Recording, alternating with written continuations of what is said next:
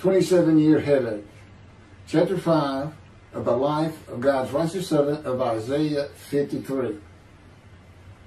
The same year I graduated from law school in 1982, my son Justin was born. In 1985, my daughter Brooke was born. And in 1988, my youngest child and daughter, Laura, was born. I was making good money, though I expected a lot more, in my first job with a law firm that specialized in collections. I also tried my first civil case, which, while working there, which was a nerve-wracking event, first trial. The first day I entered the courtroom, the judge asked me if I was a law clerk. I had a very youthful appearance, though I was 28 years old, not 20, common age for a law clerk. My youthful appearance in junior high school and high school with my long, wavy blonde hair, I usually kept in a ponytail, had way too many people tell me I looked like a girl. It is interesting though, at least to me, not one person in my entire life has ever said anything about my disfigured arm. I must have looked like a girl who would beat on you if you did it. When I got mad, there was no hiding it. You could see it in my face and hear it in my words. When I was 28, Brooke was born. I tried my first civil case, and the bane of my existence on earth began. A never-ending headache that I generally thought to be associated with post-traumatic stress disorder. I had terrible nightmares from my youth, but now I seem to have begun grinding my teeth, causing the temporal mandibular joint, TMJ, to ache terribly during the day, and the whole side of my head, the muscular, I don't know what you call it, but underneath the skin of the skull, was always real tight, a tightening of the muscles. It was difficult to even talk to people at some points. For 27 years I had that headache. I tried everything, even surgery on the TMJ, and another surgery where the doctor severed my upper jaw and then trisected it from my skull and spaced it to fit my lower jaw. All to no avail. I could not stop the nightmares and the grinding of my teeth.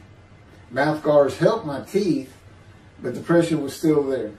I literally feared going to sleep. I didn't want to wake up the next day sometimes because I knew how bad the pain would be there again. It completely ended my dream of being a trial lawyer. So I got an associate position in an oil and gas firm and began learning how to prepare title opinions for oil and gas companies on tracts of land they plan to drill on. Basically, a title opinion is you start from sovereignty, which is when the state granted the land to someone, usually great, large tracts of land. And from there, you get parceled out and cut up. And I'd be chasing one small tract within a very large one almost 200 years ago, in the early 1800s, and I would have to create genealogical charts of heirship, you know, for people who died without a will, and they had to know who the family members were, and I got very good at it, and I really enjoyed it. I'd go to small towns throughout Texas and into their courthouses where they would keep all the records of every transaction, of every piece of land in the county. But anyway, there's an awful lot to it. I do go into it in some detail in the book, but I'm not going to for this video.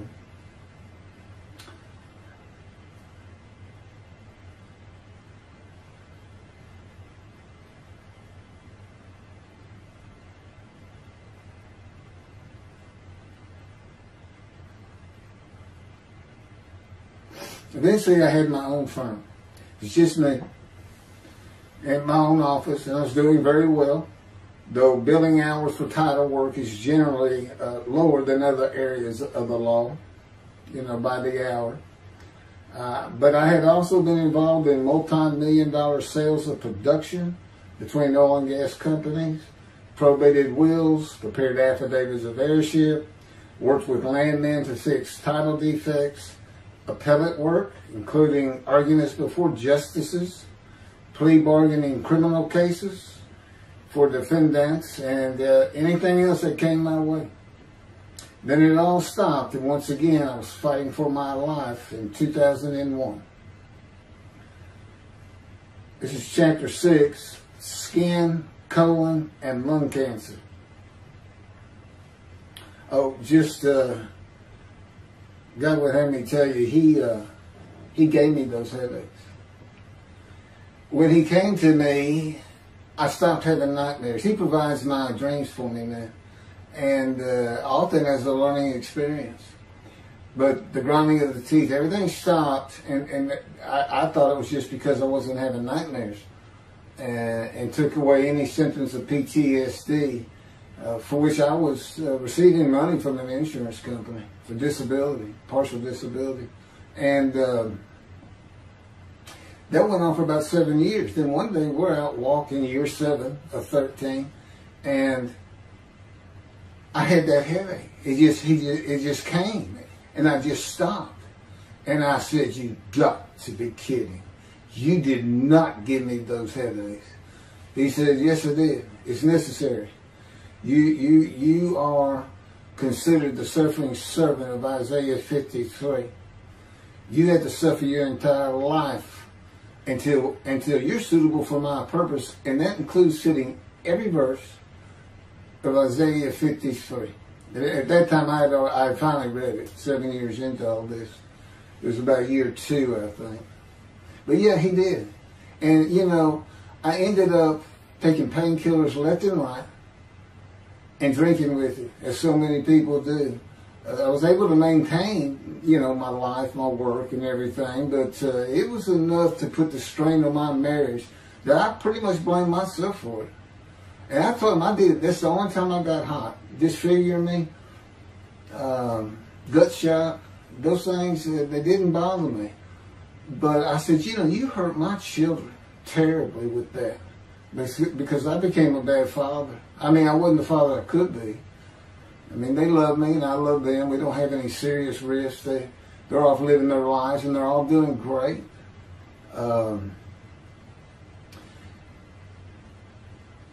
But if they consider themselves anything, they're Christians. And although I don't think any of them are overtly religious, or that they're in church every Sunday or anything like that, but you know, when I started going to the conservative synagogue here in town, and I told them I was converting to be Jewish, they're pretty much just saying I would be a Jew, I guess. I'm not sure that I didn't believe in Jesus. It was probably more of it, God says. But really haven't talked to them much at all in 7 or 8 years. So, but anyway, so God gave me the headache just to make sure.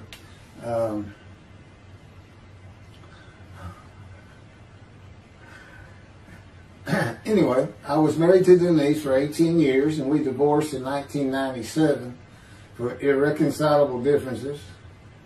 We agreed that she maintain custody of the children. The first to leave was Justin, and he came and lived with me. Then Brooke started getting in trouble, who is as tough as she is beautiful. Her mom's very difficult to get along with. Justin was a lot like me at his age, and trouble followed him everywhere he went. Like me, he was hard to talk to, and like me, his getting out of high school was a coin flip. He's doing great. He learned the oil and gas landman business, and I helped him out as much as I could, and friends of mine helped him out even a lot more. And he's very successful now. Married, no children. Laura's married, no children. She's got a great job. And Brooke is married with 2 children. I have 2 grandchildren. Long life, see his children. You'll see what I'm talking about, long life, when I get to the lung cancer that God chose to crush me with. Something had to be done, and to make matters worse, Denise had met a man and they were going to get married. But he didn't want Brooke. to be part of their new family, or Justin for that matter. He wasn't going to go stay with them anyway. Now, I had 2 of the children, and she had 1, but all still in her custody according to the divorce decree. So anyway, I stopped paying child support on those 2, but had not gotten around to the proper revision of the divorce decree when I took Justin and Brooke with me to live on the Big Island, Hawaii. Laura came with us to visit for a month. This oversight on my part resulted in Denise and now her 3rd husband filing papers in divorce court for past child support for all 3 children, for the time I had begun paying her 1/3 of the original amount. I represented myself. I had won contempt of court and was locked up for a day, but I never had to pay that money. By verbal agreement, I sent Laura back exactly 1 month later. I could not leave her out, and I wanted her to see where her brother and sister would be living. They were all so close and protective of each other, and still are to this day.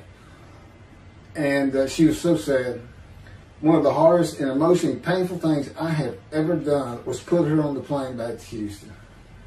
I can't think of anything else. The backdrop to moving to Hawaii was my firm was in dire need of new work. But the oil and gas industry was down. It's always up and down. And my clients were not drilling. A landman I knew called and said his sister in Hawaii, a brilliant eye doctor, but not a good businesswoman, needed help resolving creditor issues stemming from her new offices and equipment purchases. I told him it was a good time for me, as things were slow, and who's going to turn down a free expense trip to the Big Island, Hawaii? So I went and took care of everything without charge, but of course everything was paid for. When I came back to live in Hawaii, at the urging of the doctor that I had helped, who did not like the look of an abrasion on my chest, and it had been there for years, I was examined by a friend of hers, and it was cancer. I don't remember what the doctor called it. He removed it in surgery with a 6-inch diameter circular cut, and it was not malignant. I could practice in just about any area of the law, and all I had to do was pass the Hawaii bar exam, one of the toughest in the nation. While studying for the bar, my body, all at once, in a moment, told me something bad was wrong with me. I had been running, swimming, riding my bike everywhere I went, letting Justin have the car, and had been feeling good and strong. In a moment's time, I was weak and sick while grocery shopping, and there was a pain in my belly and my abdomen. I did not know it, but a large tumor in my colon had burst through my colon, and I was bleeding internally. I did not go to a doctor, which I guess is my nature. That, and I did not have medical insurance. Anyone asking anyone for help unless things were at a critical stage, such as a bullet wound, was something I couldn't do. There's all kinds of personality disorders. I thought surely it would pass, and decided to just give it time and bear up to the abdominal and belly pain. I continued studying and took the Hawaii bar on Oahu and Honolulu in the summer of 2001. I had lived in pain for so many years from my headache, and passing the bar was so important, I just kept going day by day. Pain was getting worse, and but I kept exercising. It was the only time I didn't focus on the pain. I had always been a fast healer, and I thought in any day it would just go away. I finally could no longer take it. Brooke, it turns out, was in Houston visiting with her mom, and I left Justin at our little, we called it the Little Green Shack. There wasn't much to it. We weren't there very often, really, except to sleep, and went to Houston to find a doctor for diagnosis, staying at my parents' townhome, which is where I'm at now. I had allowed my major medical insurance to lapse using premiums for child support when things had gotten lean. I just needed someone to tell me what was wrong. I would find a way to take care of whatever the diagnosis was. Early September, I was close to dying, lying on the floor of a dingy apartment of a friend who traveled for work. I could no longer get up to even try and get medical help. And I had not told anyone how bad it had become. Then the planes hit New York. Seeing how grief-stricken so many relatives were on the news, I began to think for the first time how awful my children would feel when they found out how and where I died all alone. So I asked my father, again, it's hard for me to ask people for things, for the money to pay for a colon examination that had been suggested by a doctor at one of those clinics you find in a strip mall, the only places I could afford. The doctor who performed the colonoscopy finally found what was making me so ill and unable to eat. A malignant tumor 6 to 8 inches long that had burst through my colon, and I was bleeding internally. You know, I come out of anesthesia, partial anesthesia, and he's holding this picture, and there's this great big purple blob, and he says, I couldn't get the scope past this. It's not a good way to wake up. To say it crushed me in my life is an understatement. The pain, the weight loss, inability to eat, all I could do was drink calorie drinks. Began about 4 months before the colon examination. That was 4 months of sheer pain. But as it turns out, I did pass the Hawaii bar exam. It was now early October 2001. The doctor told me, look, you don't have insurance. Go to Bentop Hospital. That's the hospital I went to when I got gunshot. I prefer gut shot. It sounds better. It is, man. And he gave me the pictures from the procedure showing what he could not get the scope past. Just shaking his head and saying, you should have come in much earlier. So I went to Bentop thinking I was here in 75 on October 5, dying, but I did survive. And here I am again on the first week of October 2001. I showed the pictures to the admitting nurse. Instead of them sending me to the waiting room, she just looked at me and she said, this is a public hospital. I mean, you can wait all day long to have a cold check. She looked at me and said, why did you wait so long? And how are you still alive? And I told her, I have no idea. She did not send me to the waiting room. They had an orderly take me immediately to a room. There they hooked me up to a morphine machine where I could hit a button at a time interval I can no longer remember and receive a small dose. I do know I never missed one. I was very depressed, and my parents who waited in that line for admittance with me looked so sad and depressed. It was not one of my better days, though I finally had some pain relief. Day after day, I lay there waiting for the next test they would run. It was during this time I received notification that Denise had filed papers in the divorce court to recover monies for the time I was taking care of 2 of the children. It's also when I received notification from Hawaii that I had passed the bar exam. So, you know, Bentop Hospital, what a lifesaver. I mean, young surgeons in like Baylor University, medical schools, you know, it's a prime position to get your hands on if you're going to be a surgeon. Because you're in surgery all day long and all night long. As long as you can stand up, they're bringing people in. It's just a real hot spot in Houston and a great hospital. But it's not a place you want to stay. You really don't. My doctor would come in and be out so fast, I never knew what was going on. He did tell you my previous surgery to my abdomen, where they opened me up from stem to stern, complicated removal of the tumor. On October 25, my son's birthday, who was now stuck in Hawaii, They cut me open again and removed the tumor. It was about a week or so later, I was released with a schedule for chemotherapy. I returned to the dingy apartment all alone, and I just stared at the television for weeks. I did, and chemo is so depressing for those who had to go into it. A small room with big chairs for about 20 people who all looked like death, including me. Everyone with an assortment of bags of chemo dripping into our arms for hours. It took about 8 hours before I really got sick from it. And I had to park a long way to avoid paying for parking and drive a long way to the apartment. It was a very gloomy fall and winter.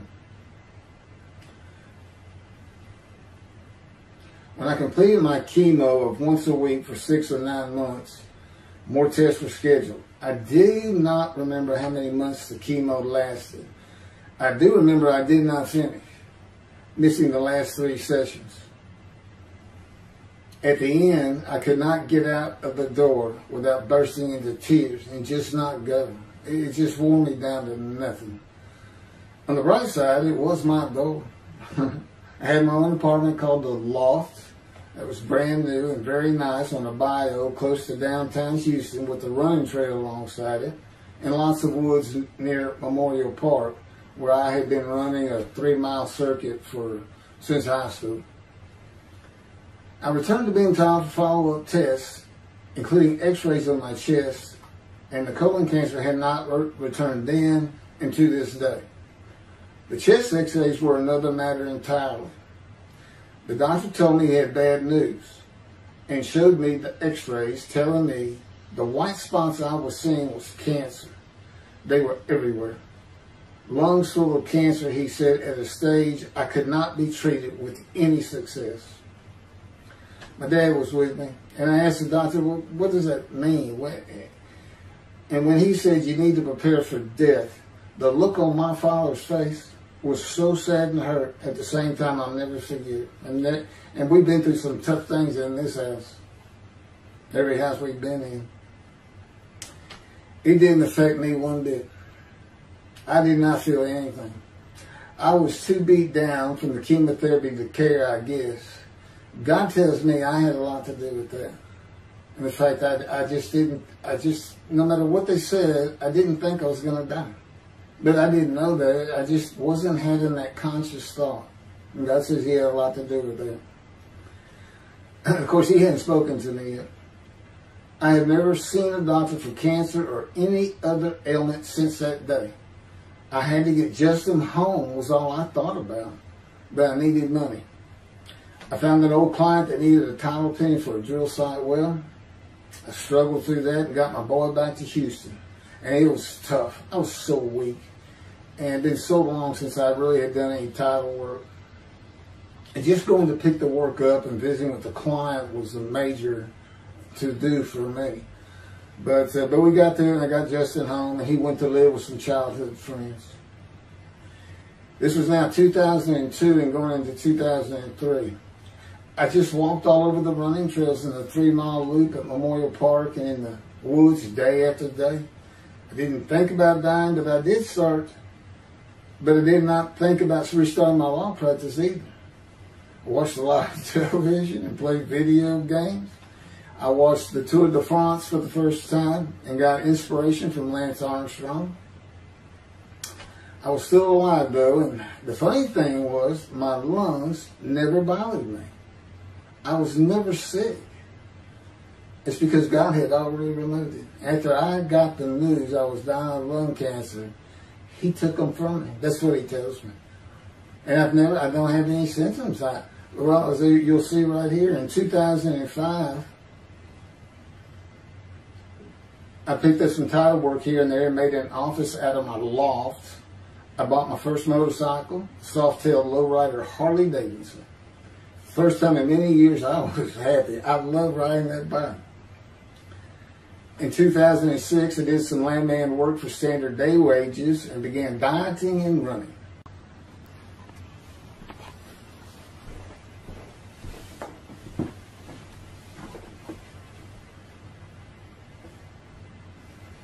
once again, my camera only goes for 29 minutes and 59 seconds, and I'm going to back up just a little bit.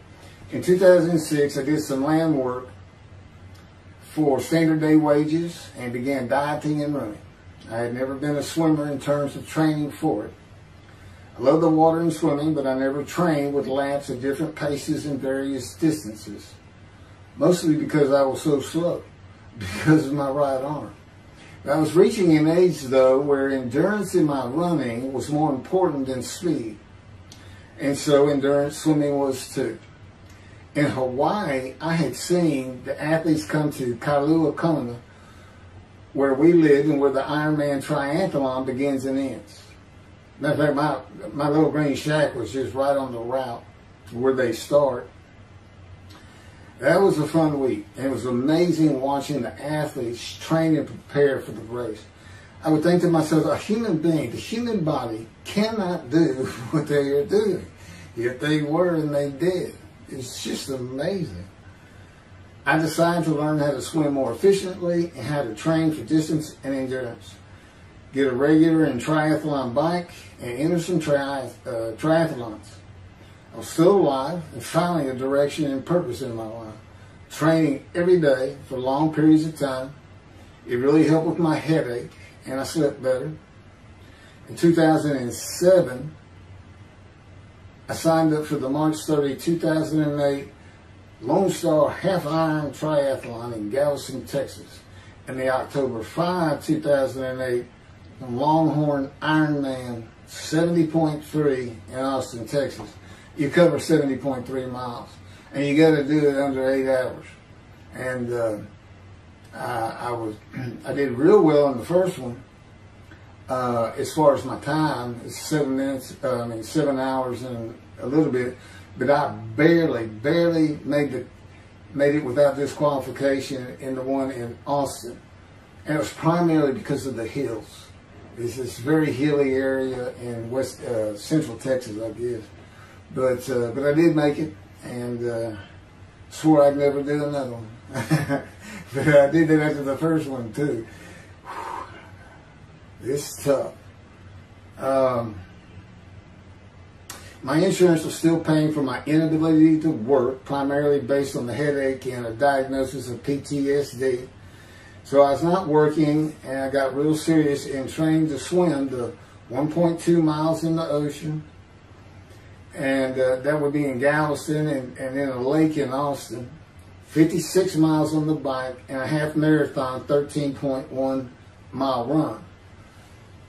That's what I was able to do with a diagnosis in 2001 of lung cancer that could not even be treated, stage 4. And that's just about impossible. It would take a miracle of God for that to happen, because generally you're going to die within 1 year. They say if you get lucky with good medical treatment, you might make 5 years. But 1 year is the standard, if you can make it that long. That's my proof that I offered myself to guilt for God. Because you can't, it's not something provable. All you can do is show the result of that offer. And again, guilt's an emotion. I got way too many videos and everything to get too detailed on it. But that is the proof. You know, I got the colon cancer 20 years ago when the planes hit New York. And it was 2000. Oh, that was 2009, right. Too many things go through my mind when I start thinking about those cancer years. But God, He removed it. He had something for me to do, but that's verse 10. God chose to crush him with disease. And as I've mentioned, the reason He chose that is to show that I was blemished, defective, could not possibly be an offer for sacrifice, because He knew what the Gentiles were going to do. They were going to put an unblemished lamb in there and call the Jewish people's Bible their own, and use the laws of Leviticus, not unlike Mr. Tovia Singer and his 6 million blemished ram sacrifice by Hitler, the righteous servant of God. How that seems to read. He's welcome to respond any way he wants to that. But it's on the video, it's in the book, it's in quotes by him. It's from his midrash, from his site. And he said, share this with everybody. Everybody can take it and just share how great my knowledge is. Well, it's lacking in some areas. There's any question he's an intelligent man. But his reasoning capabilities, in my opinion, at least as to Isaiah 53, are severely wanting. I am that man. And God's going to give the Christians hell with it and with me. Just like I just heard this for the first time on the video. When all of a sudden he had me say that Jesus announced he wasn't the man of Isaiah 53 on the cross. When he said, Father, Father, Father, why have you forsaken me? Because he was about to die. In Isaiah 53, who he thought he was, and he's not, who he didn't fit the verses, but he thought he was supposed to be exposed to death, but given long life. So boldly he goes into the Roman Jerusalem and gets himself taken up. He's not worried. Delusional, yeah, maybe, but as far as I'm concerned, he's nothing but a story. He never existed. And the story starts with the Essenes of the Red Sea Scrolls and the teacher of righteousness. Real quick, I'll go over that. Here's the thing. Their founder is called the teacher of righteousness. Okay? They were great followers of Isaiah. They had the great scroll of Isaiah. They're prolific writers and copyists. They had their own gate at Jerusalem. The Essenes gate. Now, the New Testament never mentions them. You got Pharisees, Sadducees, Essenes, but they never mention an Essene. And Jesus, quite frankly, would have been one of them. Because they embody who he is. They didn't like riches, hated sinning. They didn't like material things. They removed themselves from Jerusalem, in the most part, to those caves by the Dead Sea for that very reason. But they did have a gate. They still had people who would be there. And you know what they would do at the gates? Tell stories. That's what you do. You tell stories. And it is a great story. Here's this guy. He's connected with God. Back then they believed men were gods. Caesar was a god. Over in Egypt you had the same thing going on. It's a common thought that men could be gods. And this story just springs up. And there didn't any question. They'd have gone and questioned him. I mean, they're sitting right front and center in Jerusalem. You think they didn't hear about this man walking on water, raising the dead, feeding 5,000 with 2 fish and 5 loaves, turning water to wine? That alone, Rome would have said, Caesar would have said, he does what? He turns water to wine. Bring him to me. Don't touch a hair on his head. You don't kill the man who turns water to wine. You send him out with your armies. Make your men happy. It's there's so many ridiculous aspects to it. Most particularly, God performed a human sacrifice for the sinning Gentiles. He's left the sinning Jews for the sinning Gentiles. But he gives them an out, these Gentiles, not his chosen. He gives them an out. I know, I'm going to kill my son for you. So that you'll be forgiven of violating my commandments and laws. If anybody knows God, and the Jews do, and I know him like nobody's business, that's not him. That's not him. I mean, he told the Jews, I'm never going to leave you, but I will punish you. Now that's him. That's him. And he'll put you through hell just to make you a better person, a better people. And he has no plans of changing that. He's not going to change the minds and the thinking of billions of people to make them love the Jew. He's just not going to do it. And the practicality is, he didn't create man for him to even be able to do that. Now, he could have created humanity where he could do that. He could change the mind of everybody at the same time. But I'll tell you on this, he's been working on my mind for 13 years. It is one brutal bundle. It's a very one-on-one affair. Now, he says, I could just kill everybody. I mean, that's easy enough. That's easy. I could just kill everyone, but He said, that's not, you know, it's all about this. You got to know how to read the Bible. You know, it's written for antiquity first, and the Dark Ages, and then the Age of Enlightenment. I mean, basically he's saying you've got to go back over it. You've got to check these guys. You've got to check Rambam and his speech. God's going to make the world speak Hebrew. Or, yeah, they will be of the pure spirit. You got to check some of this stuff. And I read Rashi's, you know, I went through his Isaiah 53 Midrash, and all I can say is very unimpressed. I've seen what he has to say in Malachi. He didn't pick up on any of this. He didn't know what the angel of the Lord is, the angel of the covenant that you desire.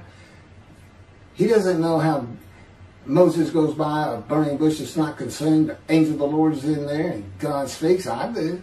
To me, it's just like, well, you just get some basic concepts, and you know, all of a sudden, and quite frankly, it'll open up the scripture to the Jews. They can put the Talmud aside for a little while. But I will say this. God says, you know, if you can study it, study it. There's all kinds of great things in it. Just be real careful about what you teach from it. And it's useful for heaven. If you like to talk about Talmud as a scholar with other Jews who may very well be in a scroll of remembrance with you, you can meet up with them. You'll see them in the meeting places, have them over to your room. Y'all can watch the new earth being created and the new peoples of God chosen, and watch the evolution of the chosen people. And humanity, the same as this one. God says, why would I change it? Why would I change it? When I did it, it was perfect. And you can tell Mr. Singer that the evolution that he's talking about, where all of a sudden the world's going to love the Jews, been going on for over 3,000 years, and it hadn't even. And today, anti-Semitism's up, and David is here. It's not going to happen. Thank you very much. I will be doing. Was that 5 and 6? Yeah, that was 5 and 6. Now the book picks up at chapter 7. It's on a video when God first speaks to me. And it's very interesting. And we'll still be putting some videos out. But I've pretty much covered all the major material. Everything from Isaiah 53 and the day of the word, Lord. There's a few more things. And it's a better read than it is a video watch. But, you know, for those who like to read. But it's covered very well in these videos. And now that I've put in the personal part in, which is to show how I fit Isaiah 53, and you see the difference in my life. Now that's a life of suffering. That's a life of pain. That's a life of familiar with disease. You know, they say, gee, well, he died on the cross. He was scourged. He was scourged and this and that. Do you know how much he suffered in his life? I mean, he's not even in the conversation as a man of suffering. He's not in the conversation. Thousands and thousands and thousands of people died horrific deaths back then and by crucifixion. It's not the only one. This is descriptive of a man in his life. So you can find him, identify him. And what did he do? He never suffered. He was never sick, ever, until the last day of his life. He's 30 years old and he's got one day under his belt of pain and suffering. You know, to me, that's not, you're not even in the conversation. I mean, that's nothing. That's not him suffering. That's just, you had a bad death, sorry. You know, you got whipped first. You got whipped. One gospel says the scourging was an open-handed slap to the face. Now the other three do say scourged. But then it says, and then every movie you see, he's carrying that cross. He's all whooped up and bleeding, this and that. He carries the cross in one gospel only. In the other three, it's carried for him. And then he's on the cross, and what does he do? Father, Father, why have you forsaken me? And then the gospel says, one of them, and then he gave up the ghost. He gave up and died. I laid in the back of an ambulance for 8 hours, doing everything I could in my power to stay alive. Just gave up the ghost. There's another video where we make that a little bit more humorous. Anyway, thank you for listening, and I guess that's it. Thank you.